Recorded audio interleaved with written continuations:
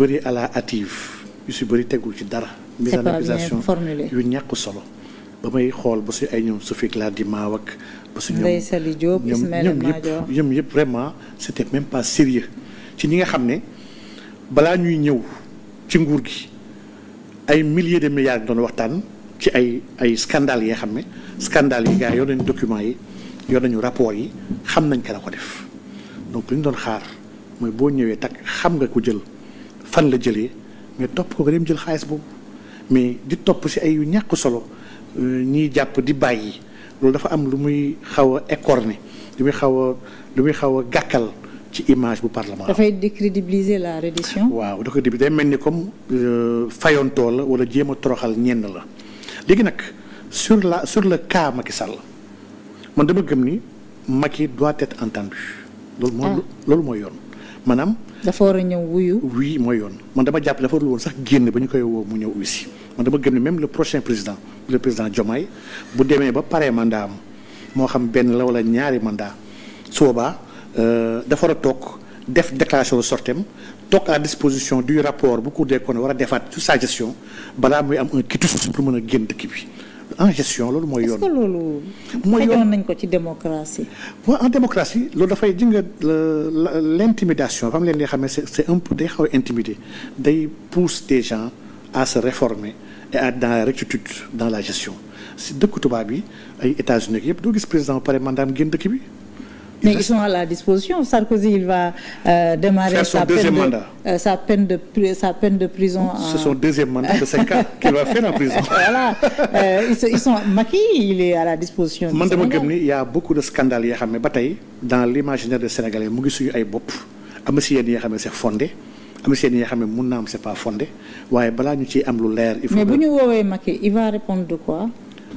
mais il y a des scandales yoo xam ne daf fi am si magistère mun naa si tudd lu mel ni affaire Franck Timis l'affaire Petrotim qui avait fait que ñoom Mamadou Lamine Diallo ak ñëpp il y avait des plaintes qui ont été faites il y a eu beaucoup de dossiers yoo xam ne tudd nañ ko sur l'octroi l'IGE a fait un rapport sur ça l'IGE avait fait un rapport pour dire que ki ñu bëgg a jox blog yi il ne justifie pas des capacités techniques et financières pour mën ko am kii c'est un courtier bi dafa bëgg liggéey xaalis ci kaw pétrole Sénégal. Le rapport avait disparu.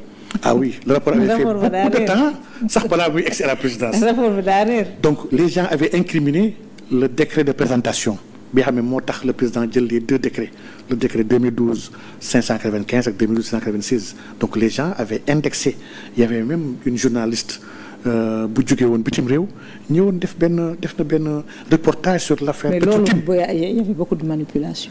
mais nag pour mu leer mu tax justice am solo. on a accusé Aliou Sall d'avoir volé 6 000 milliards. sur 400 000. di ko réclamer suñu 400 000.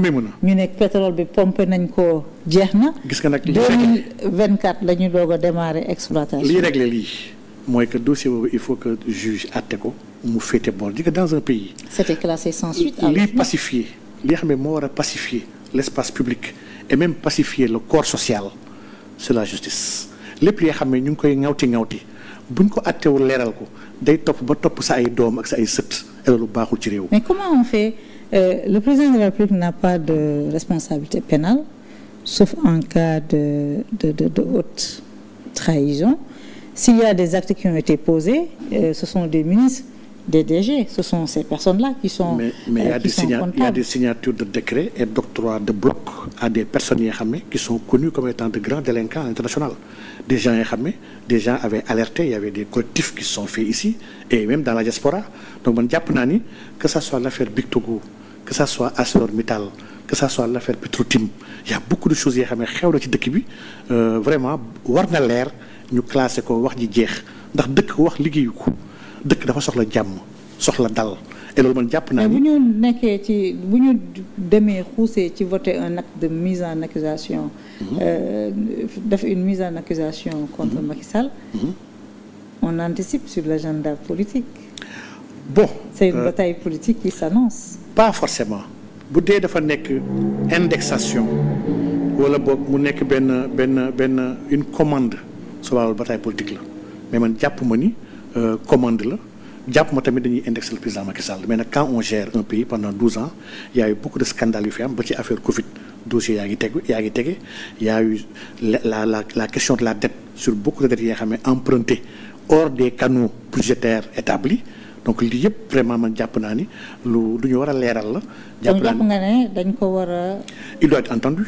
il doit être traduit en justice. oui entendu par la justice parce que nul n'est au-dessus de la loi man dama jàpp ne islam bi ñu gëm sax ñun chaque fois dama koy nettali di wax ne Seydina Bakar Sadiq radiyallahu anhu toog na ñu fal ko def ko xalifu jullit ñëpp mu toog wax gaayam leen yéen ñëpp dañ maa fal seen kaw waaye gënuma leen bu ma jubalee rafetal leen ngeen ànd ak man waaye bu ma jàddee tegaat leen ma ci yoon donc il faut que ñu xam ne nul n'est au-dessus de la loi et que président sortant président en exercice et tous les présidents à venir tous ceux qui vont gérer la chose publique dañoo war a xam ni ils seront pas au-dessus des lois et puis man loolu c'est un message très important pourtant lii man en 2022 laa alerté woon président Macky Sall ne ko man maa ngi la gis ngay dox dama laa yërëm rek di la laay biir fi nga jëm nii baaxul maa ngi lay gis yaa ngi doxal dëkk bi d'une manière bi xam ne yaa ngi engagé sa njaboot damay ragal nga nekk un précédent dans ce pays parce que aujourd'hui la mouvance au niveau international c'est que les anciens présidents sont poursuivis tout proche de toi le président Aziz topp nañ ko tout proche de toi le président Dadis Camara jamono moo koy wax loolu sax procès bi mi ngi doon daw ñoom Dadis ak ñoom Toumba ak ñoom ñëpp ma ne ko aujourd'hui même Yaya Jammeh jamono boobu ñu ngi commencé waxu mandat dañu ko war a récupérer ji au niveau du Maroc pour ñëw atte ko ma ne ko dans le monde aujourd'hui les présidents sont poursuivis rafetal sa ginnaaw comme ça ñu bañ la topp il m'a pas écouté il a préféré m'amener en prison donc man jàpp naa ni warul nekk acharnement warul nekk tamit des actions à charge il nous faut dans l'équité et dans le respect de ses droits ñu woo ñëpp ministre ak président ku mënti doon war na woo ñi xam responsabilité am sur des dossiers yi xam ne ay scandale la yu extraordinaire yi xam ne wax nañ ci ñu si waxoon ñi xam ndax dañoo def diffusion de fausses nouvelles ak manipulation wala boog li ñu waxoon am na ñi àtte loolu pare passer à autre chose. mais am na ñu jàpp ne aussi war nañu leeral le dossier sur les victimes. Entre 2021 et 2024. Il y a même eu un petit précédent dans le cadre de l'enquête concernant l'affaire Pape Abdoulaye Touré. Pape Malick Ndour a été entendu. D'ailleurs loolu ñi nga xam ne ñooñu di réclamer justice. ñu jàppoon ne c'est un signal qui va déclencher des poursuites. man gëwuma ne benn poursuite ñu ko déclencher par rapport à ça. Le cœur du problème.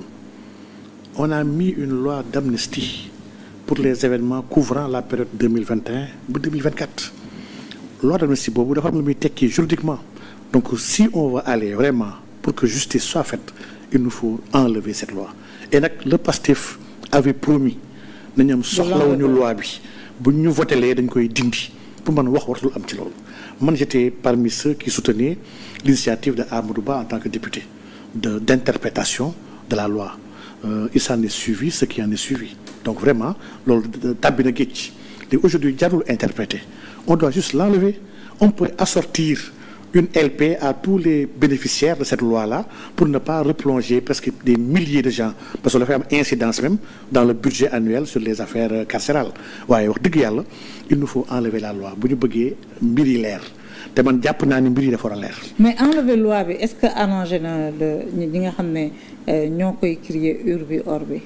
ah man gëm naa ne dindi loi bi mooy seule chose pour mën a régler définitivement mbiru rayaate ndax soxna may mën a jamono Ablaye Wade dee am na fi pour Ablaye ñëw au pouvoir jamono Macky Sall 2011 2012 ay dee am na fi yii yëpp nit yaa ngi naan ku dee ci affaire politique. yaa perte lii vraiment il faut que ça cesse man dama bokk si ñu gëm ni on doit juger ñëpp ñi nga xam ne ñoo rey que ça soit force de l'ordre comme ñeneen. quel que soit le bord. quel que soit le bord bi ñu nekk. quel que soit le bord. et vraiment impartialité ak équité. quel que soit le bord mais nga yaakaar ne politiquement le régime dina nangu man dégg naa fi PCA bu ne man maa lakk côté Grand Yoff ak xaw ma fan. dégg naa fi ministre bu ne Bambey amul woon taal man maa commencé taal. dégg naa fi ay xale yu ne man maa taal lii man maa def lii. te ñooñu ñëpp. bañ koy wax dañoo boobu c'était au début du régime. ñenn ñi par enthousiasme pour montrer que ñoom indi nañu contribution.